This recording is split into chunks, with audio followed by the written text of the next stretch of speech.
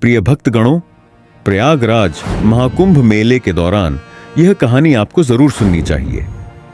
किस प्रकार एक 12 साल की बच्ची को महाकुंभ में एक बाबा अपने साथ लेकर जा रहा था। उस बाबा ने बच्ची के साथ ऐसा काम किया जिसे देखकर आपके रोंगटे खड़े हो जाएंगे। इस कहानी में हम देखेंगे कि किस प्रकार भगवान शिव अपने भक्तों की मदद करते हैं और किस प्रकार गंगा मैया सभी मनुष्य के दुखों को दूर करती हैं। इसीलिए प्रिय भक्त गणों, कहानी को प्रारंभ करने से पहले हम आपसे निवेदन करते हैं कि आप इस वीडियो को पूरा अवश्य देखें और कथा को बीच में ना छोड़कर जाएं, क्योंकि भक्तों, आधी अधूरी कथा हमेशा आधा अधूरा ज्ञान देती है। प्रिय दोस्तों, वीडियो को लाइक कर हमारे चैनल को सब्सक्राइब कर लीजिए और कमेंट में हर हर महादेव लिख दीजिए। चलिए दोस्तों, कथा को प्रारंभ करते हैं। सर्दियों का समय था। एक सुनहरे प्रातःकाल की सुंदर छटा फैली थी। सुबह सुबह लोग मंदिर जा रहे थे। उसी गांव में एक घर के आंगन में बैठी 12 साल की राधिका अपने माता पिता से जिद कर रही थी। मुझे साइकिल चाहिए, मेरी सारी सहेलियों के पास साइकिल है, बस मेरे पास क्यों नहीं। राधिका के पिता मांगीलाल, जो एक साधारण किसान थे, खेती से थके हारे घर लौटे थे। उन्होंने गहरी सांस ली और कहा, बेटा, अभी हमारे पास पैसे नहीं हैं, हम तुम्हें कुछ समय बाद साइकिल दिला देंगे। लेकिन राधिका जिद पर अड़ी रही। उसकी मां निर्मला ने भी समझाया, बेटा, हम तुम्हें साइकिल कुछ दिन बाद दिला देंगे, अभी तेरे पापा बहुत परेशान हैं। लेकिन राधिका को कुछ नहीं सुनना था। उसकी मासूम आंखों में आंसू भर आए। वह रोने लगी, चीखने लगी। उसकी आवाज पूरे घर में गूंजने लगी। गुस्से में आकर मांगीलाल ने उसे डांट दिया, बस करो राधिका, इतनी छोटी बात पर रोना सही नहीं है। जाओ अपने कमरे में और पढ़ाई करो। राधिका आंगन में जोर जोर से रोने लगी तो मांगीलाल ने गुस्से में आकर उसे कमरे में बंद कर दिया। दरवाजे के पीछे से राधिका की सिसकियों की आवाज आती रही, पर कोई सुनने वाला नहीं था।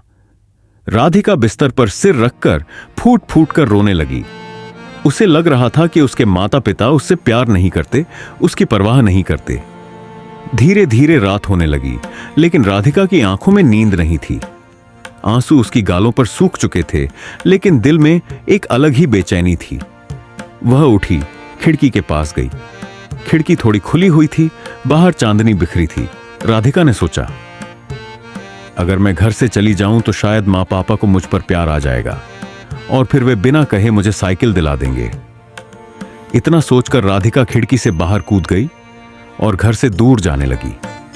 ठंडी रात में नंगे पैर, आंसू भरी आंखों से राधिका गलियों में भटक रही थी। घर छोड़कर जाने का फैसला तो कर लिया था, लेकिन अब उसे समझ नहीं आ रहा था कि कहां जाए। उसने सोचा कि वह अपनी दोस्त प्रीति के घर जाएगी।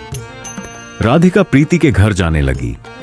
रास्ते में इक्का दुक्का लोग दिख रहे थे, लेकिन कोई उस पर ध्यान नहीं दे रहा था। तभी एक कोने में बैठे एक साधु ने उसे देखा। साधु ने मुस्कुराते हुए पूछा, बेटी, इतनी रात को यहां अकेली क्या कर रही हो?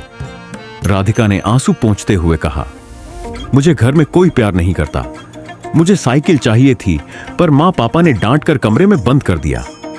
साधु ने नकली हमदर्दी जताते हुए सिर हिलाया। ओह बेटी, दुनिया बहुत बुरी है, लेकिन चिंता मत कर, मैं तेरी मदद कर सकता हूं। राधिका मासूम थी। उसे इस दुनिया की बुरी सच्चाई का पता नहीं था। उसने उत्सुकता से पूछा, कैसे बाबा?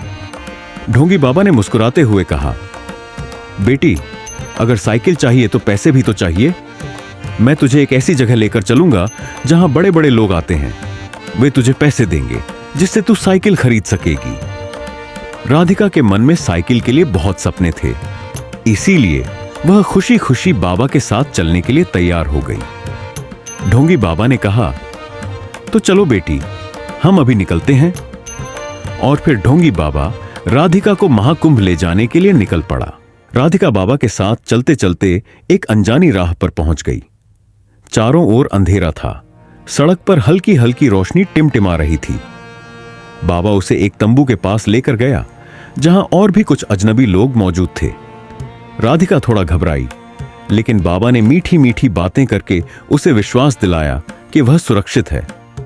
बेटी, डरने की जरूरत नहीं है, यहां तेरे जैसे और भी बच्चे हैं जो पैसा कमाने आए हैं। तुझे भी बहुत जल्दी साइकिल मिल जाएगी। राधिका को थोड़ा सुकून मिला, लेकिन तभी उसे एहसास हुआ कि वहां मौजूद लोग अजीब तरीके से उसे देख रहे थे। कुछ देर बाद बाबा ने उसे एक कमरे में बैठाया और कहा कि कुछ देर में एक आदमी आएगा जो उसकी मदद करेगा। अब राधिका को कुछ अजीब लगने लगा था। उसने बाहर जाने की कोशिश की, लेकिन तभी बाबा वापस आया और उसे जोर से पकड़ लिया। अब तू कहीं नहीं जा सकती बेटी। यहां से जाने के लिए बहुत हिम्मत चाहिए, और तेरी हिम्मत तो अब हमारे पास है, बाबा ने कुटिल हंसी के साथ कहा। राधिका डर से कांपने लगी। उसकी आंखों से आंसू गिरने लगे। वह जोर जोर से रोने लगी। मुझे जाने दो, मुझे घर जाना है। लेकिन वहां किसी को उसकी परवाह नहीं थी। तभी अचानक बाहर से हर हर महादेव की गूंज सुनाई दी। ये आवाज नागा साधुओं के दल की थी। महाकुंभ में गंगा स्नान के लिए आए हजारों नागा साधु वहां से गुजर रहे थे। उनके शरीर पर भस्म लगी थी, गले में रुद्राक्ष की मालाएं थीं और हाथों में त्रिशूल और तलवारें थीं। राधिका की चीख सुनकर एक नागा साधु ने ध्यान दिया और तुरंत अपने साथियों को बताया, कोई बच्ची खतरे में है, हमें उसे बचाना होगा। साधु अपनी तलवारें लहराते हुए उस तंबू की ओर बढ़े। बाबा और उसके साथी घबरा गए। उन्होंने राधिका को चुप कराने की कोशिश की, लेकिन तब तक नागा साधु तंबू में घुस चुके थे। भोलेनाथ के भक्तों के सामने अधर्म नहीं टिक सकता, एक साधु गरजा। बाबा और उसके साथी भागने लगे, लेकिन साधुओं ने उन्हें पकड़ लिया। राधिका फूट फूट कर रोते हुए साधुओं के चरणों में गिर पड़ी। बाबा, मुझे बचा लीजिए, मुझे घर जाना है। नागा साधु ने उसे उठाया और सिर पर हाथ रखकर कहा, डर मत बेटी, महादेव तेरे साथ हैं, तुझे कुछ नहीं होगा। साधुओं ने पुलिस को बुलाया और वह ढोंगी बाबा गिरफ्तार हो गया। राधिका को उसके माता पिता के पास सुरक्षित पहुंचा दिया गया। जैसे ही मांगीलाल और निर्मला ने अपनी बेटी को देखा, वे दौड़कर उसे गले लगा लिया। बेटा, हमें माफ कर दो, हमने तेरी भावनाओं को समझने में देरी कर दी। राधिका रोते हुए अपनी मां से लिपट गई। इसके बाद मांगीलाल ने ठान लिया कि वह अपनी बेटी की हर खुशी का ध्यान रखेगा। अब से तू जो भी मांगेगी तुझे मिलेगा, लेकिन पहले पढ़ाई पूरी करनी होगी। राधिका मुस्कुराई और बोली, हां पापा, अब मैं कभी ऐसा नहीं करूंगी।